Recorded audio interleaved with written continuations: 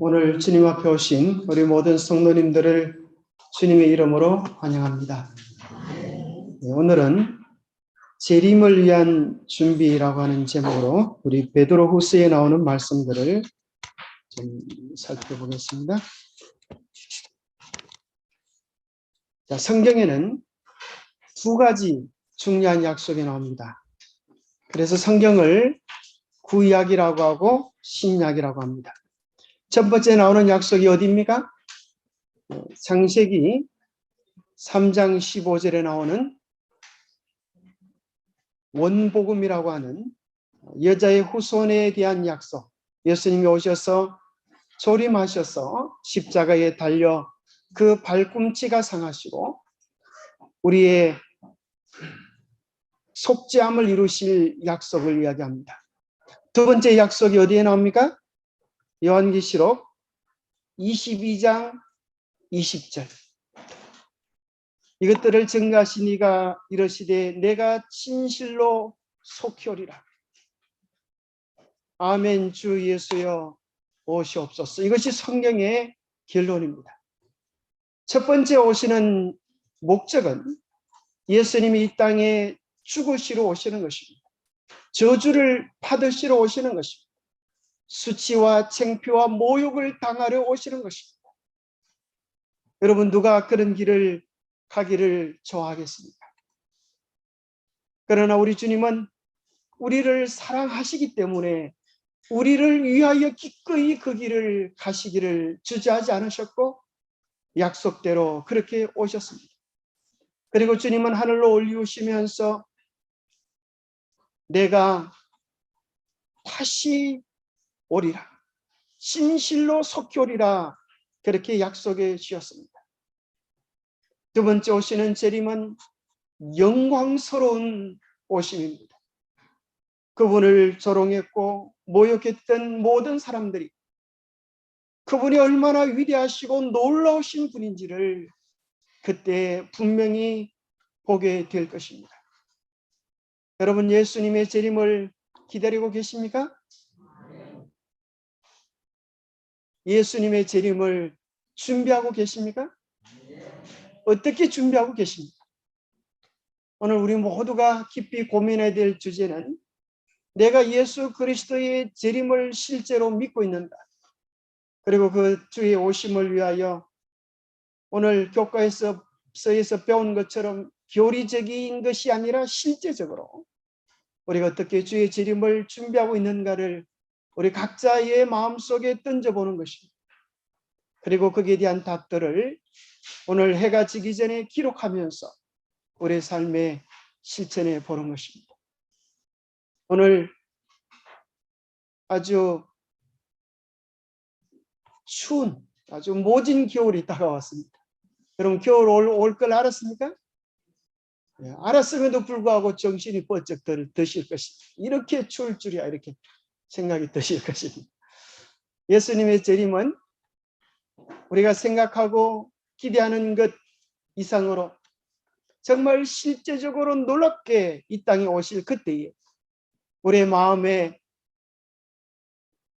드는 생각들은 어떤 것이 될 것입니까? 정말 놀라운 기대와 감격의 시간이 될까요? 아니면 깜짝 놀라면서 정말 예수님이 이렇게 실제로 오실 줄은 몰랐네, 그런 생각이 드실 것입니다. 실제로 정말 예수님이 이 땅에 오셨고 십자가에 달려 죽으셨고 부활하셨던 것이 실제적인 것처럼 예수님이 다시 오실 것도 실제적인 것입니다. 그렇다고 하면 우리가 실제적으로 주의 오심을 막기 위하여 준비를 해야 합니다. 거기에 대하여 베드로후서 여러분 성경책 있으시면 성경책을 다 펴보시면 좋겠습니다. 아마 여기 파워포인트로 보는 것은 우리의 마음에 깊이 박혀지지 않는 것 같아요. 우리는 많은 경우에 파워포인트를 보면 영화 보듯이 저렇게 보여지는구나 이렇게 생각하고 여러분 성경책으로 펼쳐 보셔야 정말 여기 말씀이 있구나 그런 생각이 듭니다. 우리가 한 마음으로 베드로후서 3장 8절에서 12절의 말씀을 함께 읽어보겠습니다. 시작. 사랑하는 자들아, 주께는 하루가 천년 같고 천년이 하루 같다는 이 한 가지를 잊지 말라. 주의 약속은 어떤 이들이 더디다고 생각하는 것 같이 더딘 것이 아니라 오직 주께서는 너희를 대하여 오래 참으사 아무도 멸망하지 아니하고 다 회개하기에 이르기를 원하시느니라. 그러나 주의 날이 도둑같이 오리니 그날에는 하늘이 큰 소리로 떠나가고 물질이 뜨거운 불에 풀어지고 땅과 그 중에 있는 모든 일이 드러나리로다. 이 모든 것이 이렇게 부러지리니 너희가 어떠한 사람이 되어야 마땅하냐. 거룩한 행실과 경건함으로 하나님의 날이 임하기를 바라보고 간절히 사모하라. 거기까지 보겠습니다. 주님께서 우리를 향하여 말씀하십니다. 사랑하는 자들아, 너희들이 정말 내가 오기를 기다리는,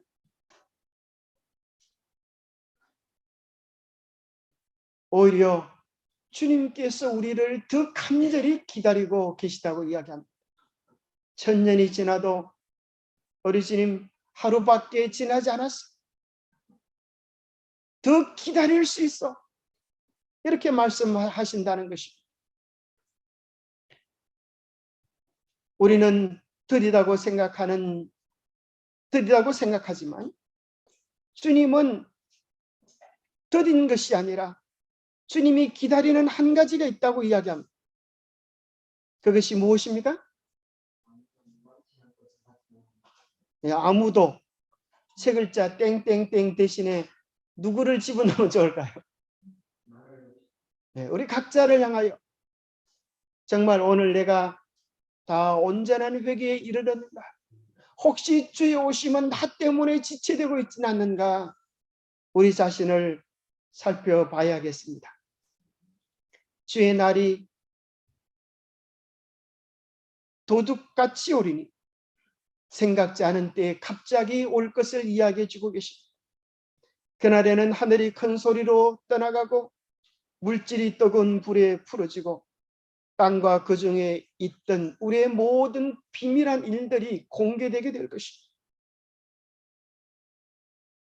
우리가 바라보았던 세상이 한순간에 사라져버리는, 불타 없어지는 모습을 보게 될 것입니다.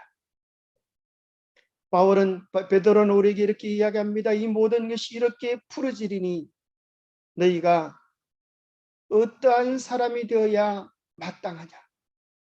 너희가 어떠한 사람이 되어야 마땅하냐? 거룩한 행실과 경건함으로 하나님의 날이 임하기를 바라보고 정말 실제적으로 간절히 사모하는, 생각만 마음만으로 하는 것이 아니라 우리의 삶 속에 실제적인 변화를 가져와야 된다고 말씀합니다. 나의 신앙 이대로 괜찮은가? 그런 질문을 우리 지난번에 우리 최선수 집사님 우리에게 들려주고 가셨는데, 우리의 신앙이 정말 괜찮은지를 점검해 봐야겠습니다. 재림의 조건이 몇 가지가 있습니다. 여러분, 재림의 조건이 뭘까요? 아마 징조들, 재림에 대한 징조들 이루어져 가고 있습니까? 우리가 부인하기 싫어도 우리 눈앞에, 우리의 코앞에, 우리의 입 앞에 닥쳐 있습니다. 이 세상의 모든 어둠의 징조들은 거의 막바지에 도달했습니다. 믿는 사람들뿐 아니라 믿지 않은 사람들도 하나같이 입을 모아서 이야기해 주고 있습니다. 마태복음 24장에는 복음 전파가 땅 끝까지 이루어지면 그때 주의 오심이 있겠다고 이야기했는데, 지금 거의 모든 세상의 복음이 다 전파되어져 가고 있는 것을 발견하게 됩니다. 이러한 것들은 오늘 우리들에게 뭘 이야기하는가 하면 하나님의 정한 때가 가까워졌다고 하는 사실을 이야기해 줍니다. 하나님은 정한 때를 가지고 계시고 봄의 때를 가지고 계시듯 겨울의 때를 가지고 계시듯 하나님의 정한 그 종말의 때가 속히 이르겠다고 이야기하시면서 결코 거짓되지 아니하고 비록 너희들이 더디는 것처럼 보일지라도 하나님은 더디게 오시지 아니하고 지체되지 않고 반드시 응하리라 말씀하십니다. 하나님의 큰 계획의 시간표 속에서는 마치 예수님의 조림이 정한 때에 그렇게 왔던 것처럼 예수님의 재림의 때도 하나님이 정해놓으신 큰 시간대가 있을까요? 우리가 보기에 때로 더뎌지는 것처럼 보이고 지체되는 것처럼 보일지라도 하나님의 큰 계획의 시간표는 돌아가고 있을 것입니다. 오늘 이 시대의 징조들은 우리에게 그 때를 이야기해 줍니다. 문제는 이러한 정한 때를 깨닫고 깨어서 준비하는 사람이 있을 것이고 정한 때를 깨닫지 못하고 그거 옛날부터 들었던 이야기인데 어릴 때부터 들었던 이야기인데 이번에도 그냥 지나가겠지 하면서 등한히하는 사람들이 있을 것입니다. 이 때를 깨닫고 회개하는 사람들은 죄를 버리고 주님과의 관계를 새롭게 하는 사람들은 약속된 나라에 들어가게 될 것이고 이러한 징조를 보고도 깨달음이 없이 세상 가운데 취하여 사는 사람은 그날에 슬피 울며 이를 갈미 있으리라고 말씀해 주고 계십니다. 작년에 2월 달에 뜨거워지는 지구 남극 대륙서 사상 최초로 영상 20도를 기록했다. 아마 이런 뉴스를 여러분 다 들어보셨을 것입니다. 북극보다 남극이 더 추운데 이 남극이 영상 20도를 기록한 사상 최초의 기록들을 여러분 다들 아시죠? 이젠 뭐 하도 많이 들어서 귀가 닳도록 이 지구 전체가 기상이변으로 몸살을 앓고 있음을 우리는 잘 알고 있습니다. 올해 10월 28일 중앙일보에 보면 나온 기사인데요. 코로나19 예방접종 이상 반응 신고가 이것은 질병관리청에서 나온 보도입니다. 업무설이 아니고 질병관리청에서 보고한 것입니다.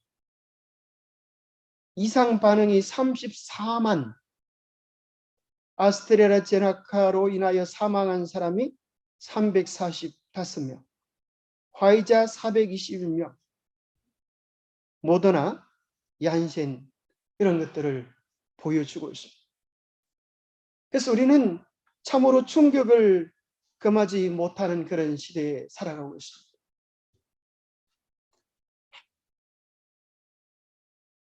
맞자니 부작용이 급여나고 다행히 우리 지난주에 백신 맞은 사람 중에 아주 거의 죽을 뻔하다가 살아난 사람들 몇 있다는 얘기를 들었어요. 살아나신 걸 인하여 감사하시게 되기를 바랍니다. 한두 명이 간 게 아닌 것입니다. 아멘 소리를 크게 하시기 바랍니다. 살아난 것을 감사하시기 바랍니다. 그런데 이게 또 안 맞을 수도 없는 게 사회적인 분위기와 이런 것들이 우리를 몰고 가기 때문에 이것을 안 맞으면 가지 못할 것들이 많이 생겨요. 그래서 백신이 이루어지는 이 현상들을 보면 첫 번째는 홍보를 많이 하고 홍보를 하면서 이거 좋단다. 그래도 죽는 사람보다 살아나는 사람이 많지. 뭐 이런 얘기들을 많이 하면서 홍보를 많이 하고. 두 번째는 이제 이거 안 하면 불이익들이 이렇게 이거 안 하면 불이익들이 생기고 또 나중에는 이제 어떤 현상들까지 생길 수도 있는가 하면 법적인 구속력들도 가질 수 있을 것처럼 보여지는 그런 것들을 보면서 이것이 어디까지 갈지는 알지 못하지만은 분명한 것은 이러한 사건들과 비슷하게 무슨 생각이 들어요? 마지막 사건들이 진행될 것을 예행 연습하는 듯한 그런 느낌을 받지 않습니다. 우리는 참으로 이 시대를 바르게 깨달아야 합니다. 그래서 여기 나오는 것처럼 다 회개하기에 이르기를 원하시는 주님의 마음에 반응하여서 사실은 이 세상의 모든 사람들이 다 회개하고 구원받으면 좋겠지만 그런 일은 불가능합니다. 그럼 여기 다 회개한다고 하는 것을 우리 개인적으로 적용시킬 수 있게 되기를 바랍니다. 우리 개인적으로 주님 앞에 내어놓지 못한 나의 엄밀한 부분들까지 다 주님 앞에 내어놓고 이제는 더 이상 죄를 즐기는 오락을 그만두고 주님께로 온전히 돌아오는 그 지점에 주님께서 이르기를 원하신다고 그렇게 말씀해 주고 계시는 것입니다. 내가 버려야 할 죄들이 무엇인지 회개의 목록을 한번 작성해 보시게 되기를 바랍니다. 한 해가 이렇게 빨리 지나갈 줄 몰랐습니다. 어쩌면 우리도 우리 인생의 마지막 날 그렇게 이야기할지 모르겠습니다. 내 인생이 이렇게 빨리 갈 줄 몰랐다. 꼭 홍시만 떨어지는 게 아니라 땡감도 떨어지지 않습니다. 우리 인생이 언제 어떻게 마칠지는 아무도 알지 못하는 것입니다. 그래서 우리는 한번 생각해 보아야 할 것입니다. 우리가 버려야 할 죄들 가운데 첫 번째는 우선순위를 한번 점검해 보기를 요청드립니다. 내가 무엇을 우선순위에 두고 살아가? 십계명의 첫 번째 계명은 우리의 삶의 우선순위를 이야기합니다. 나 외에 다른 그 어떤 것들을 내 삶의 우선순위에 두지 마라. 혹시 내가 살면서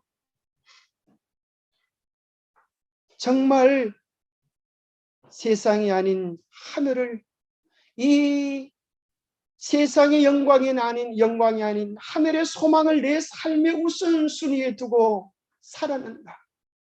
내 삶의 선택이 있어서 나의 자존심, 내 뜻이 아니라 주님의 뜻, 주의 영광을 내 삶의 우선순위에 두고 살아갑니다.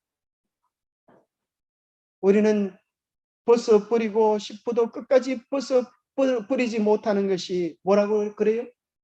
인간의 자존심이라고 합니다. 초기 문제에 보면 우리의 모든 문제가 무엇을 버리고 나면? 자존심을 버리고 나면 모든 문제가 5분 안에 해결될 것이다. 대다수의 문제가 5분 안에 해결될 것이다. 생각해 보면 아무것도 아닌 우리의 고집과 욕심, 내 뜻을 우선순위에 두고 살고 있었는지 있지는 않았는지 생각해 보십시오. 세상이 무너지는 것처럼 우리의 지식도 우리의 생각도 우리의 견해도 아무것도 아닌 것입니다. 오직 주님의 뜻만이, 하나님의 말씀만이 온전히 서게 될 것입니다. 두 번째는 이런 생각을 해보았습니다. 무엇을 내 마음의 즐거움으로 삼고 살았나? 여러분 마음의 즐거움이 무엇입니까? 여러분이 죽어도 꼭 가지고 싶은 소망이 무엇입니까? 그것이 예수님의 사랑입니까? 그것이 천국입니까? 그것이 말씀과 기도, 또 주님의 은혜를 나누는 우리의 삶의 즐거움이었습니까? 아니면 요즘은 세상의 유튜브들이 참 재밌게 우리를 유혹을 해요. 그죠? 우리의 속성을 알고 길게 웃기지 않습니다. 1분짜리 웃기는 말. 되게 웃겨요. 세상에 이런 것도 있네. 그러다 보니까 그걸 하나씩 둘씩 누르다 보니까 10분 지나가는 건 아무것도 아닌 것 같아요. 그죠? 참 별의별 걸 통해 웃기다 못해 별의별 것을 다 즐기도록 만드는 것입니다. 한참 후에 제정신이 들어 생각해 보면 내가 어디 와 있나 그런 생각이 들 때는 없어요. 이 세상에서의 즐거움이 우리의 즐거움이 아니라 정말 예수님 생각하는 것이 우리에게 즐거움이 되면 얼마나 좋겠습니까? 예수님의 그 한없는 성품을 조금씩 조금씩 배워가고 닮아가는 것이 우리의 즐거움이라면 예수님 그 사람 기뻐하지 않겠습니까? 말씀 보는 시간에는 나도 모르게 졸음이 오고 유튜브를 틀어놓으면 정신이 말짱해지고 그러면 우리는 어디에 속한 사람? 밤늦게라도 텔레비 보는 것은 재미난데 9시 뉴스 보러 가는 것은 정해놓은 규칙도 아닌데 그걸 내가 보지 않으면 세상이 돌아가지 않을 것처럼 아주 그렇게 열심히 보면서 또 보고 나서는 그러지 않습니까? 아이고, 이 세상에 좋은 일 하나도 없네. 오늘 또 스트레스 받고 하룻밤을 자야 되네. 그렇게 걱정하지 마시고 하늘에 대한 소망으로 우리의 하루를 보내는 것은 어떻습니까? 세 번째는 속관에 대한 것을 한번 생각해 보면 좋겠습니다. 내 삶에서 끊고 싶지만 끊어버릴 수 없는 습관은 없는가? 반복되고 되고 있는 행동이 되어서 나의 습관이 되어져서 나는 이거 싫은데 주님이 이것 보시면 정말 창피한데 나 이 습관이 세상에 공개되어지면 좀 거북한데 그렇게 생각되는 것은 없습니다. 오늘 이 시대를 표현하는 하나의 단어 가운데 한 가지가 이 메타버스라고 하는 게 있어요. 메타버스. 그것이 무슨 세계인가 하면 우리가 사는 이 현실 세계가 아니라 이 가상 세계로 우리가 들어가는 것들을 메타버스라고 합니다. 그래서 여러분이 보는 유튜버, 여러분이 하는 핸드폰, 카톡, 텔레비 이 모든 이 전자세계, 가상세계를 또 여러분이 이제 하루의 일거리가 마치고 나면 또 기록하는 이 SNS의 글들 이런 것들을 다 메타버스로 그렇게 정의를 합니다. 그런데 놀라운 것은 여러분이 뭘 보고 뭘 듣고 또 기록하는 모든 것들이 어떻게 되고 있는지 아십니까? 다 집계가 되고 있어요. 집계가. 이 사람은 뭘 좋아하는가?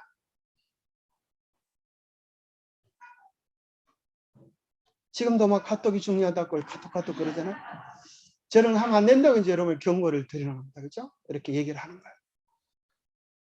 때마침 카톡 신호를 알려줘서 참 감사합니다. 이렇게. 그래서 우리의 반복되고 있는 습관들이 무엇인가? 우리의 시간들은 어디에 쏟아지고 있는가? 우리의 재정들은, 우리의 은우들은, 우리의 삶의 태도들은 어디로 꼴지어지고 있는가? 아마 궁극적으로 우리가 생각하고 질문해야 될 질문은 예수님과의 관계가 아니겠습니까? 시간이 지나면 지날수록 예수님과 더 긴밀한 관계를 유지하고 있는가? 아니면 예수님이 내 삶에 안 계셔도 괜찮은 삶을 살아가고 있는가? 오늘 가끔 그런 사람들을 보면서 깜짝 놀랍니다. 코로나 때문에 내가 교회를 안 가보니까 안 가봐도 괜찮대. 그런 사람들이십니다.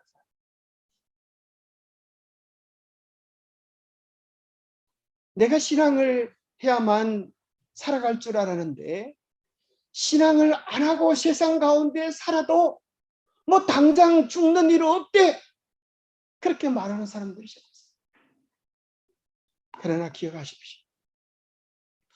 그 모든 것들이 결산될 날이 반드시 올 것이기 때문입니다.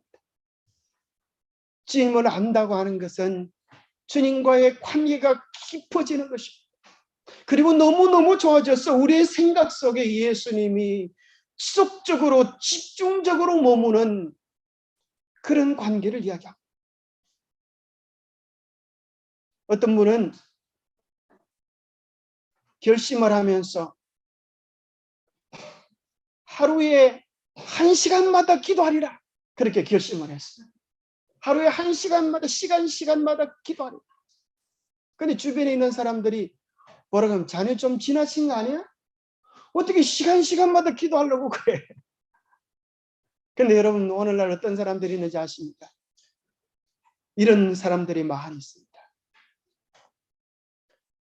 24시간 예수님을 바라보자. 24시간 예수님을 생각하자. 나의 생각이 깨어있는 모든 시간 예수님 중심적으로 인생을 살아보자. 그렇게 결심하고 도전하는 사람들이 많습니다. 사실 우리의 모든 스트레스의 대부분의 문제는 관계 속에서 옵니다. 예수님과의 관계가 새로워지면 우리는 자신 간의 관계도 새로워지고 가족 간의 관계도 새로워지고 이웃과 친척 간의 관계도 회복되게 될 것입니다.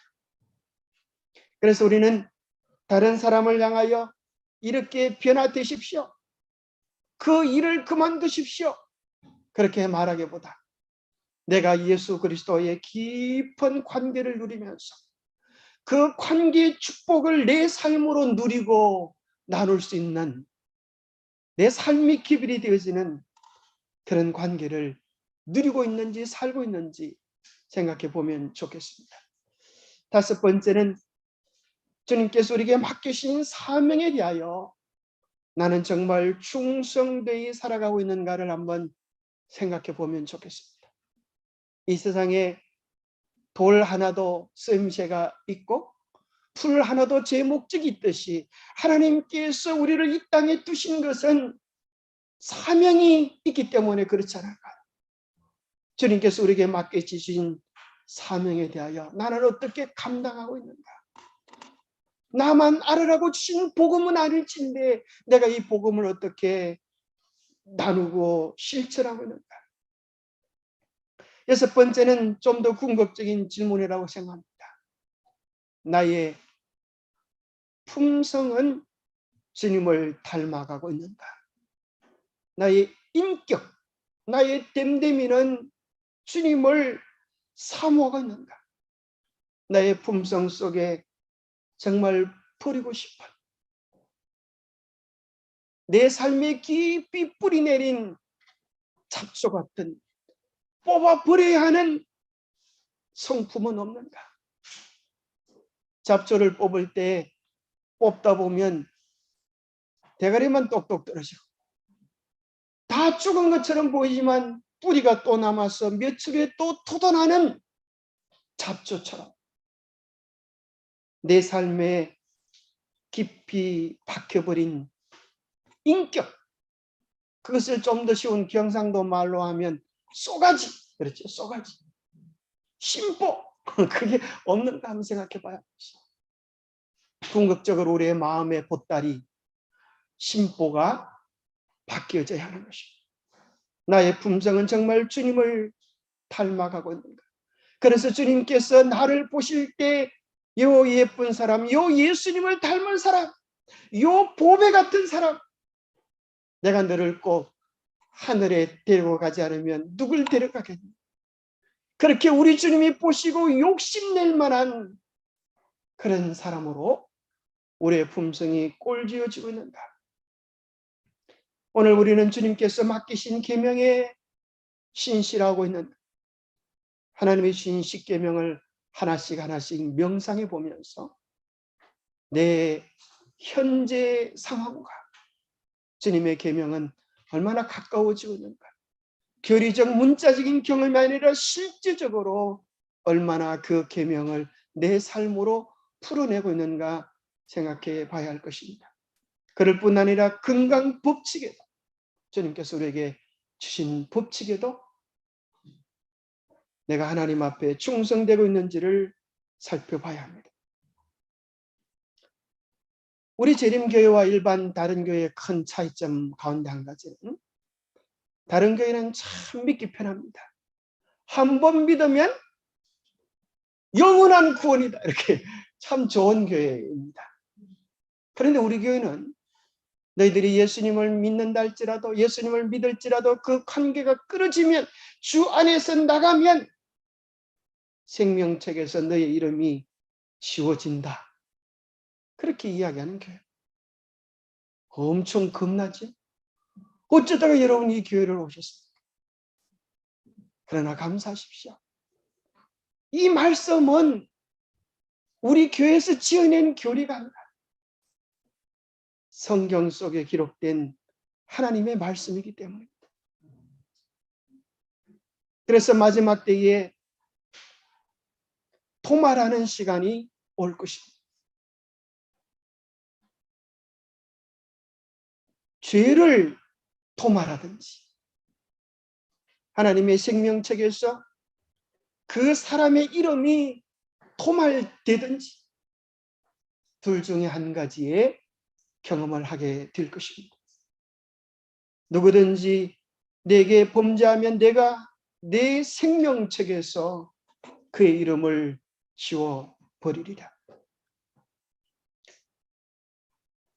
이제 주님께서 지성소를 떠날 때가 되어지면 어떤 사람은 하늘 생명책에 영구히 보존되어지는 이름이 있고, 죄책에서 그의 모든 기록이 완전히 삭제되어져서 이사야 43장 15절에 나오는 약속처럼 나 곧 나는 나를 위하여 내 허물을 도말하는 자니 내 죄를 기억하지 아니라 하리라 하는 약속처럼 우리의 죄들이 다 도말되어지는 그런 축복을 누리는 사람이 있게 될 것입니다. 계시록 3장 5절처럼 이기는 자는 내가 그 이름을 생명책에서 결코 지우지 아니하리라. 하나님께서 그의 이마에 너는 내 것이다 인치시고 마지막 환난과 위기 속에서 품에 안고 지켜주실 백성이 있을 것을 이야기해 주고 계십니다. 오늘 이 코로나에 대한 백신이 뭔가 그렇게 이야기하지만 결국 백신은 면역이고 그 백신은 건강기별입니다. 하나님께서 우리에게 미리 백신을 주셨습니다.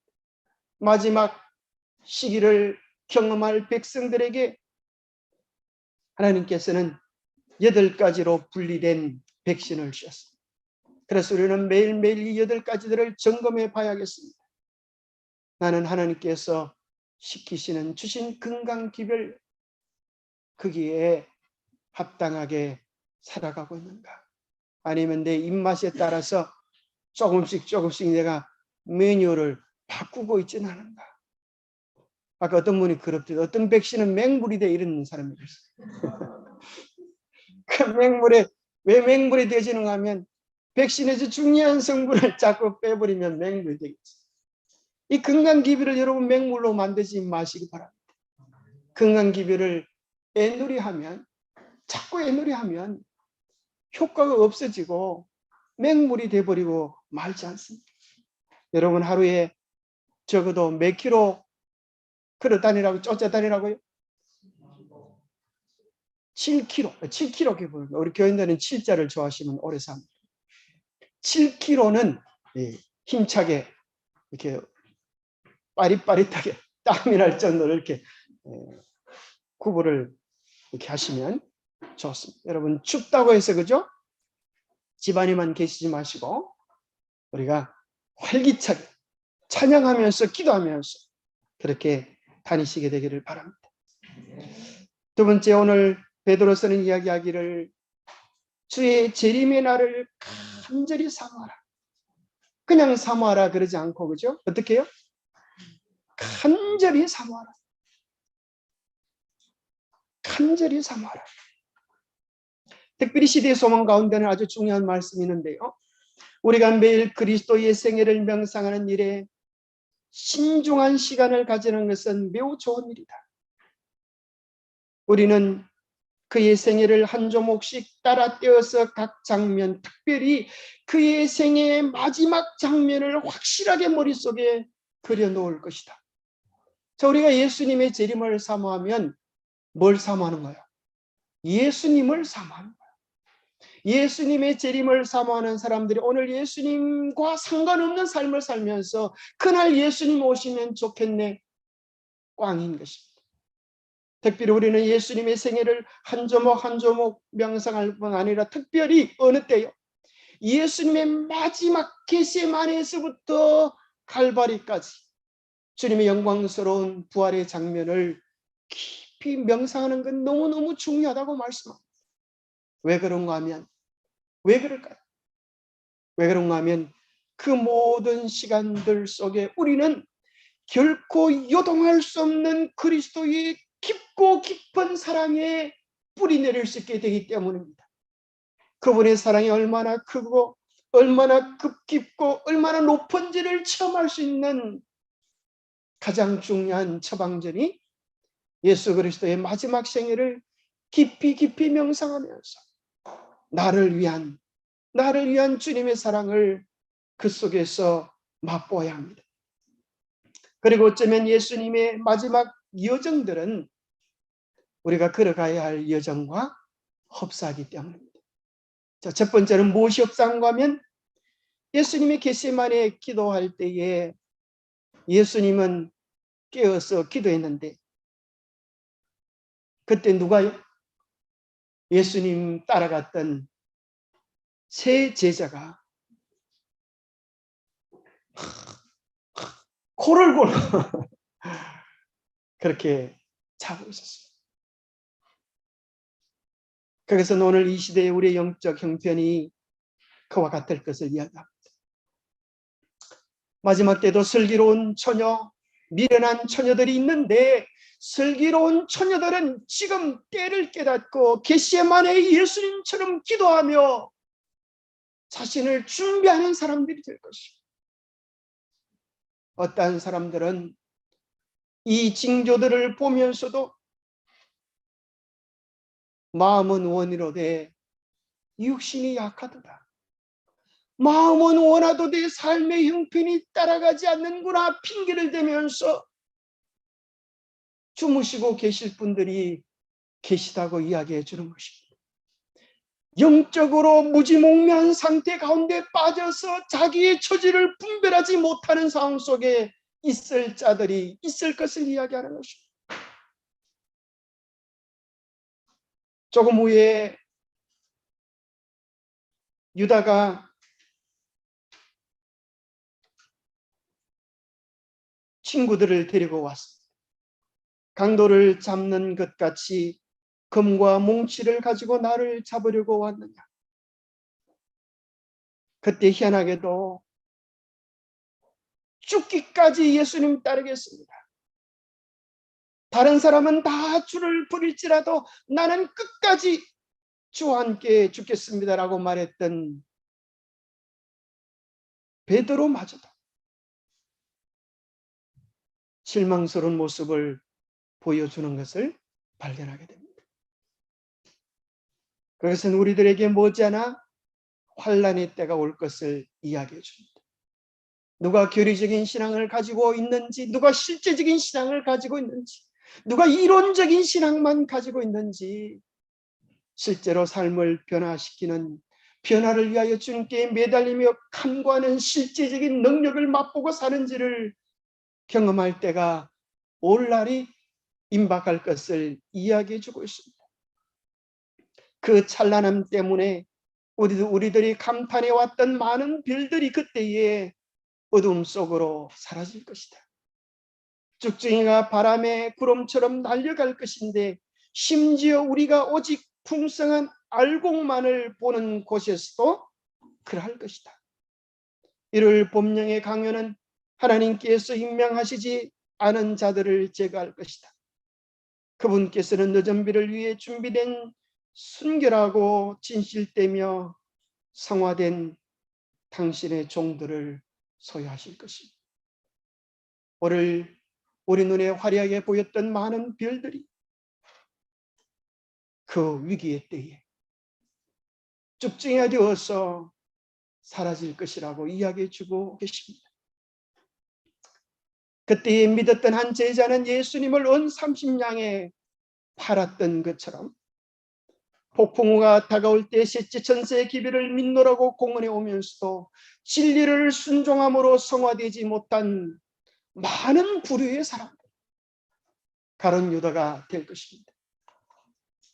그들의 위치를 떠나 반대편의 대열에 가담할 것입니다. 그들은 세상과 연합하고 그 정신에 동참해 왔으므로 모든 것을 세속적인 사람들과 거의 동일하게 이제껏 생각해 왔었습니다. 그러므로 시험이 올 때 그들은 평안하고 인기 있는 편을 택할 준비가 되어 있을 것입니다. 한때 진리 안에서 기쁨을 누렸던 재능 있고 말솜씨 좋은 사람들은 그 능력을 사람들을 속이고 미혹하기 위하여 사용할 것입니다. 그들은 이전의 형제들에게 가장 큰 원수가 될 것입니다. 예수님이 재판장에 불려갔듯이 우리 가운데 어떤 사람들은 재판장에 끌려갈 사람들이 있을지 모르겠습니다. 우리가 가지고 있는 진리 때문에, 세상과 다른 진리 때문에 세상 법정 앞에 설 날이 있게 될 것입니다. 일요일 강제 휴업 운동이 더욱 격렬하고 힘있게 됨에 따라서 하나님의 계명을 지키는 자들에게는 법률의 손이 가해질 것이다. 그들은 과료와 금고로 위협을 받을 것이요 그 신앙을 버리도록 유혹을 받을 것이니 어떤 자들은 좋은 주의로, 어떤 자들은 보수나 이익금으로 유혹을 받을 것이다. 그러나 저들의 단호한 대답은 일찍이 루터가 저들과 같은 환경에서 한 답변과 같은 대답, 곧 하나님의 말씀으로 우리의 잘못을 지적하라는 말이 될 것이다. 법정에 소환된 사람들은 진리에 대한 강한 변명을 말할 것이요 그것을 듣는 자 중에 들으는 하나님의 모든 계명을 지키도록 될 것이다. 이렇게 함으로 다른 방법으로는 알게 할 수 없는 무수한 사람들이 이 진리의 빛을 받게 될 것입니다. 오늘 우리는 위기의 때를 위하여 말씀으로 우리의 삶을 무장해야 합니다. 그대 주변을 말씀의 벽으로 쌓아라.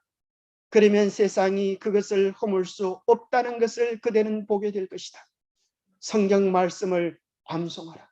예수님이 오늘 승리하신 비결이 그것입니다.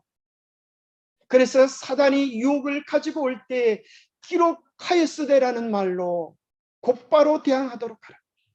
이것이 우리 주님이 시험에 대처하시고 그것을 물리치신 승리의 방법이었습니다. 예수님께서 십자가에 달려 돌아가실 때 예수님의 얼굴에서는 조금도 추워도 원수들을 미워하거나 분노하는 모습이 없었습니다. 오히려 그들의 구원을 위하여 애타시는 모습만이 그분의 모습 속에 배어 있었습니다. 그 모습을 보고 강도 한편에 달린 강도가 예수님이 하나님의 성품을 보여주고 있음을 깨닫고 당신의 나라에 임할 때에 나를 기억하소서라고 이야기했습니다. 그와 같이 마지막 시험과 심판대 속에서 주님의 성품을 드러내는 백성들을 통하여서 마치 돌아오는 강도처럼 바벨론 가운데 있는 백성들이 죽게 돌아오는 역사가 일어나게 될 것입니다. 한편으로는 마지막 늦은 비의 역사를 통하여서, 한편으로는 법정에서의 기별과 그들의 법정 앞에 선 품성들을 통하여서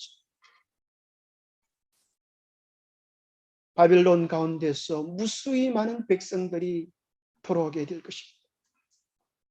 그런데 또 예수님께서 십자가에서 보이신 모본 가운데 한 가지는 예수님이 목마르다 하시니까 그 고통을 조금이라도 해소시켜주기 위하여 신 포도주가 가득 담긴 그릇을 가져다가 포도주를 적신 해면을 우슬초에 되어 예수의 입에 되었습니다. 이것은 진통제 역할을 하는 것입니다. 그러나 예수님은 그것을 거절하셨습니다. 그것은 마지막 시대 하나님의 백성들이 뜻을 정하여 건강기별로 자기 자신을 지켜야 할 것을 나타내는 것입니다. 예수님은 돌아가시면서도 당신의 사랑하는 어머니를 외면하지 않으시고 사랑하는 제자에게 부탁하셨습니다. 보라, 내 어머니라. 여자여 보소서 아들이니이다 하는 이 사건들은 그 마지막 환난 가운데도 하나님의 인침받은 당신의 백성들을 결코 잊지 않으실 우리 주님의 한없는 사랑을 나타내주고 계시는 것입니다. 예수님께서 드디어 십자가에서 다 이루셨다고 하셨던 것처럼 마지막 하나님의 백성들은 그들에게 주어진 사명을 다 마치고 우리 주님이 무덤을 이고 부활하셨듯이 우리도 승리의 노래를 부르면서 영광 가운데 우리 주의 재림을 맞이하게 될 것입니다. 그 영광의 자리에 다 설 수 있는 우리가 되기를 바랍니다. 그 날을 사모하시고 준비하는 우리가 되기를 바랍니다. 한 번은 한 과학자에게 이런 질문을 했다. 아유, 예수님이 오시고 우리가 어떻게 사람이 하늘로 올라갈 수 있습니까? 그렇게 물었다고. 그때 한 과학자가 이런 함을 가지고 왔어. 이 상자, 이 모래상자를 가지고 와서 진함추를 위에다 이제 흔들었어. 그래 모래상자 속에 뭐가 나왔을까요? 철가루들이 이 진함줄에 뚝뚝 들어붙었어. 그러면서 이제 이 뉴턴이라고 하는 과학자가 이렇게 이야기합니다. 세상에 모래와 쇳가루가 같이 살지만 예수님이 이 땅에 오시는 그날 예수님을 사랑하는 마음 있는 백성들은 예수님께로 끌려 올려지게 될 것입니다. 자석에게도 그런 힘이 있다고 하면 그보다 더 큰 능력을 가진 예수님은 그보다 더 큰 힘이 있지 않겠습니까? 아이작 뉴턴이 이런 말을 했습니다. 예수님이 재림하시는 그날에 중력보다 더 강한 힘이 구원받은 그리스도인들을 끌어당길 것입니다. 중력을 지으신 분이 하나님이시라면 그보다 더 큰 힘을 가지고 계신 분이 하나님이 아니겠습니까? 우리를 그분께 끌어당기는 사랑의 힘이 오늘 이 죄악된 세상에서 우리의 마음을, 우리의 성품을, 우리의 삶을 하늘로 끌어당길 수 있게 되기를 축복합니다.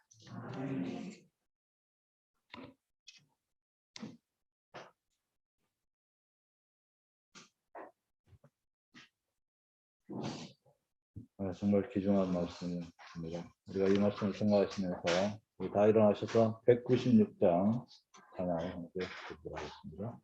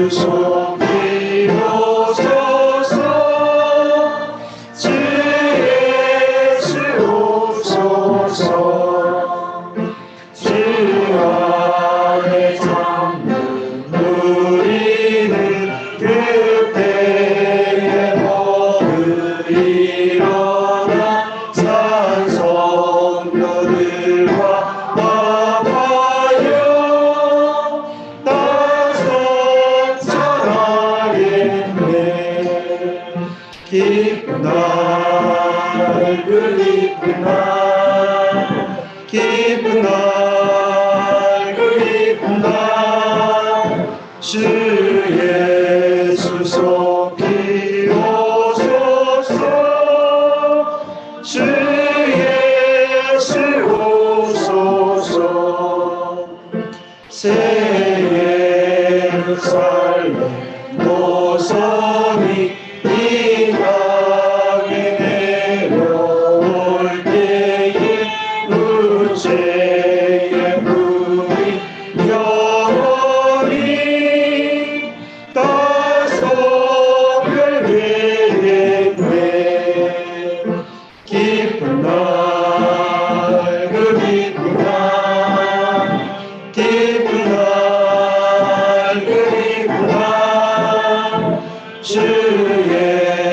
예수 비오소서 주 예수 오소서 그의 이슬 세상은 꽃처럼 아름답겠고 죄악과 사망 질병은 또다시 없겠네 기쁜 날 기쁜 날 기쁜 날 그 기쁜 날 주 예수 속이 오소서 주 예수 오소서. 하나님 아버지, 우리에게 그날이 기쁜 날이 되게 하여 주시옵소서. 우리로 하여금 그날을 사모하게 하여 주시옵소서. 우리로 하여금 그날을 향하여 우리 속에 있는 내 삶에 박혀있는 죄들을 주님께 통회하며 주님께 맡길 수 있도록 도와주시옵소서. 우리의 소망은 우리 자신에게 있지 않습니다. 우리의 결단에 있지 않습니다. 오직 우리의 소망이 되시는, 우리의 구주가 되시는 주님을 전적으로 의탁하며 실제로 주님께서 우리를 도우시고 우리 안에서 우리를 변화시키시는 역사를 경험하게 도와주시옵소서. 우리로 하여금 주님의 사랑을 맛보게 하여 주시옵소서. 우리로 하여금 참된 회개에 이르러 온전히 주님의 것으로 인쳐지는 하늘의 귀한 축복을 누릴 수 있도록 우리 모두를 사랑하여 주시옵기를 우리 주 예수 그리스도로 모자하여 간절히 간구하옵나이다.